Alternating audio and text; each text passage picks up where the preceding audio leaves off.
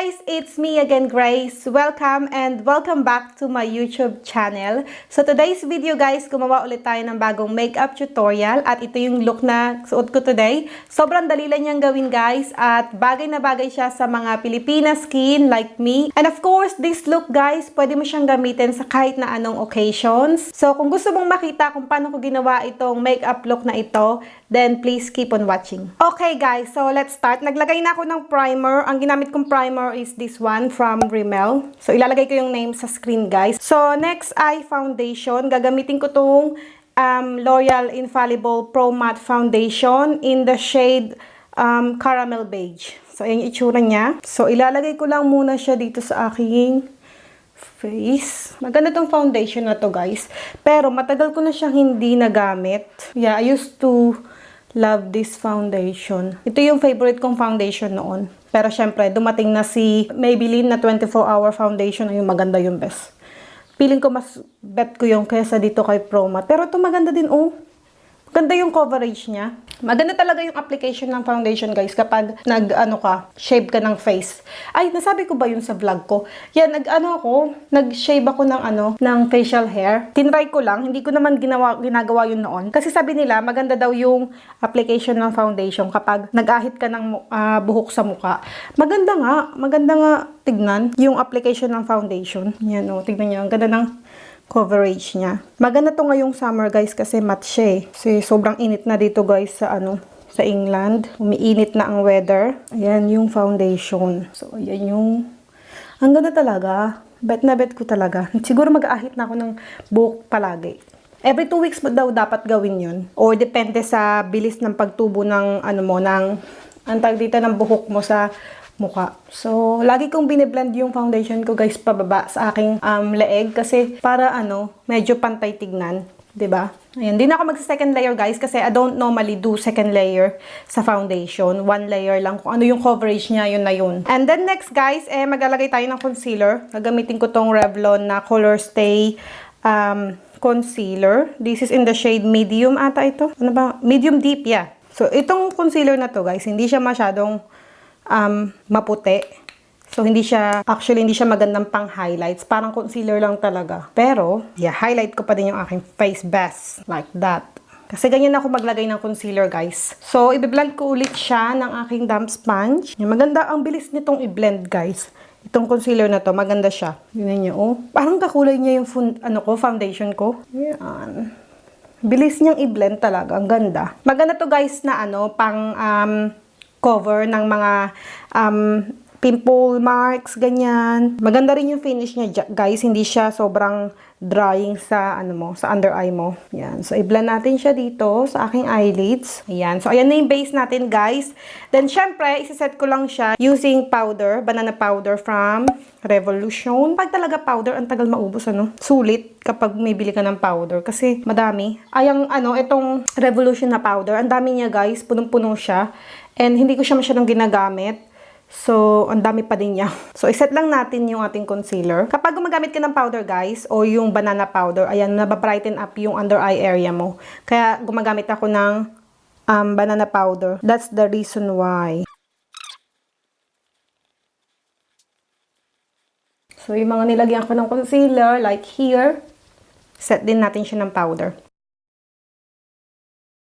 Yan. So, ang dami ko kasi taktak sa aking kamay. So, nilagay ko na lahat. O, diba? Parang ako nag-bake. Pero, tatanggalin ko kagad siya, guys. Kasi, hindi ako mahilig sa ganyan. Magbe-bake-bake. Tanggalin ko kagad siya. Kasi, diba, pag nagbe-bake ka, kailangan iwan mo siya muna ng siguro mga 5 minutes ba? Ganon. Kasi, hindi ako nagbe-bake eh. Hindi ako mahilig sa ganon. Talagang gusto ko yung sineset lang. Yung face. Ayan. And then, of course, guys, isiset ko lang ang aking face using this powder. Pressed powder from NYX. Ayan. So, set natin yung mga hindi natin nilagyan ng banana powder.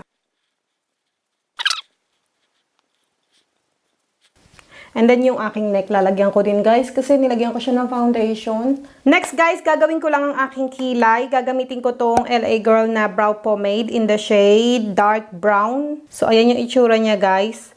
So, gagawin ko lang yung kilay ko off camera, guys. Kasi gumawa na ako ng eyebrow routine. Ilalagay ko yung links sa description box. Hi guys! I'm back. So tapos ko ng aking kilay. Like I said guys, ito yung ginamit kong pangkilay today. Sobrang creamy niya guys. Maganda siya. Compare sa Anastasia. Pero, madali siyang gamitin. Pero parang hindi siya kagad nagsaset. Yung Anastasia, mas mabilis mag-set yun compare dito sa, sa LA Girl. Yun lang yung na-notice ko guys. So next guys, maglalagay tayo ng eyeshadow. So gagamitin ko tong Nude Rose Gold ng e.l.f. eyeshadow palette. So, ayan yung itsura niya, guys. Hindi ko masyadong favorite tong palette na to, guys. Kasi parang sobrang cool tone niya. Alam niyo naman ako, mahilig ako sa warm na color. Pero ito kasi, sobrang cool tone nito. So, hindi ko siya masyadong bet. But, gagamitin ko siya today. Konting eyeshadow lang, guys. Ang gagamitin natin, of course. So, first, maglalagay lang ako ng transition shade. Kasi, tignan nyo naman, guys. Sobrang cool tone niya. Hindi siya masyadong bagay sa atin, na mga morena. So, kunin ko tong shade na to. So, warm up natin ang ating crease. Although, hindi naman siya warm na kulay. Lagay lang natin siya sa ating crease. This palette, guys, meron siyang maliit na salamin dito. So, gagamitin ko na lang tong salamin. Yan, tignan nyo guys, sobrang cool tone nito. So, make sure guys na naglalagay ka muna ng kilay bago ka maglagay ng eyeshadow. Kasi, parang yung kilay mo, parang siya yung landmark kung saan mo lalagay yung eyeshadow mo. Kasi, for me parang nahihirapan ako maglagay ng eyeshadow pag wala akong kilay. Ako lang naman, parang ang weird. Kasi, talagang lagi akong nagkikilay muna bago yung eyeshadow. Ang cool tone niya talaga, bes. So, ayan yung transition shade. So, maglagay tayo ng kulay sa ating eyelids. Gagamitin ko, eto na lang, try natin to. Itong kulay na to. Yeah, para siyang pink.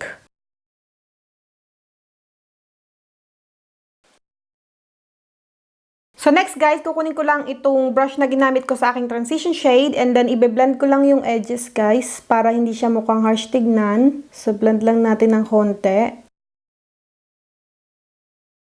Next guys, gagamitin ko tong Wet n Wild na eyeliner at maggagawa lang ako ng classic wing.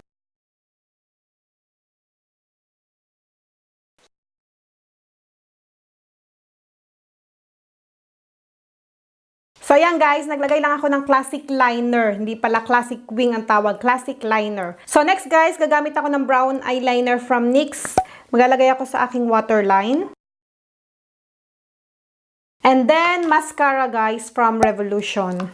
Maganda tong mascara na to guys. Kaso, yung wand niya guys, ang laki oh. Sana nakikita ninyo? Ang laki ng wand niya.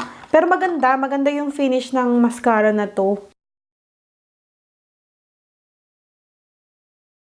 Yan, nakakaano siya guys. Nagbibigay siya ng volume at saka ng length. Yan. So, ayan na guys, naglagay din ako ng mascara sa aking lower lashes. Pero, yung mascara na to guys, hindi siya ideal sa yung lower lashes kasi malaki nga yung wand niya. So, mahirap siyang gamitin sa lower lashes mo. I prefer gamitin tong aking Loreal na false lash sculpt sa aking lower lashes compare dito. But today, this is what I use. So next guys, magko-contour lang ako guys. Gagamitin ko tong contour from Revolution. This is the contour powder o powder contour. Ayan. So yun yung itsura niya guys. So contour lang natin ang ating face. Ito yung ginagamit kong shade by the way. Itong nasa gitna nitong tatlong contour powder na to. Nasa gitna. Kasi ito yung parang perfect shade sa akin. Ayan. So, yan yung itsura niya, guys. Maganda. Maganda tong contour powder na to.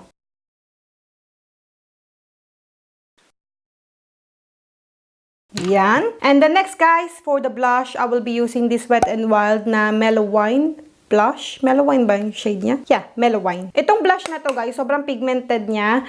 So, tingnan nyo yung kulay. Ayan yung kulay. Sobrang pigmented niya. So, kailangan mo talagang itap yung excess sa brush mo. Kasi otherwise, pag bumukha kang clown, pag nilagay mo tong blush na to, tingnan nyo, sobrang pigmented niya. Oh my God. Tingnan nyo, ang kapal ng blush ko. Teka, bawasan natin ng konti. Parang medyo napakapal ata yung blush ko. I-blend lang natin ng stippling brush. Ayan. And the next, guys, syempre, alam nyo na yan, ang highlighter. Nasaan na yung highlighter ko? Ito. So, for the highlights today, guys, gagamitin ko tong e.l.f. na Moonlight Pearl highlights. Moonlight Pearl ba tawag dito? Yeah, Moonlight Pearls. So, matagal ko na siyang hindi nagamit. So, gamitin natin siya today. Guys, pag meron kang ganitong highlighter at bago pa lang siya at hindi mo makuha yung pigment sa pan, kiskisin mo yung nasa ibabaw. Like, scratch mo yung nasa ibabaw, yung parang top layer. Para ano, kasi ganun yung ginawa ko. Noon kasi itong highlighter na to, hindi siya masyadong pigmented. Sabi ko, parang ganun, bakit parang dry? Tapos kiniskis ko yung top layer ng highlighter. And then, ayun, makukuha mo yung pigment. So, kung meron kang ganito, kapag bago lang siya. Tapos dito din, sa aking nose bridge. Maglalagay din kaya ako ng highlighter sa aking inner corner. Sige, maglagay tayo, guys. Kasi gustong-gusto ko naglalagay ng highlighter dyan. Kasi, nababrighten up yung aking eyes kapag naglalagay ako dyan. Gustong-gusto ko yun. And then lastly, guys, maglagay tayo ng liquid lipstick. Gagamitin ko tong Wet n Wild na liquid catsuit in the shade Berry Recognize. Ayan, let's swatch it sa aking kamay. Ayan, swatch natin siya. Ayan yung itsura niya, guys. So, let's see kung ano itsura niya sa aking lips.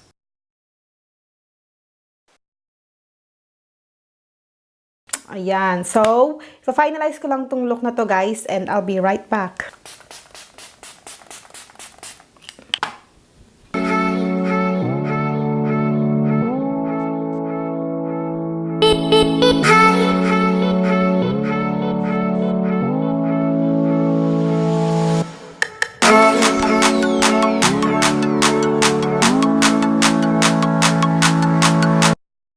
Hi guys! I am back. So, ito na ang ating finished look. Sana nagustuhan nyo tong look na ginawa natin today. And if you have questions or request videos, let me know in the comment section below. At kung hindi ka pa nakasubscribe, just click the subscribe button down below. And I hope to see you next time. Bye!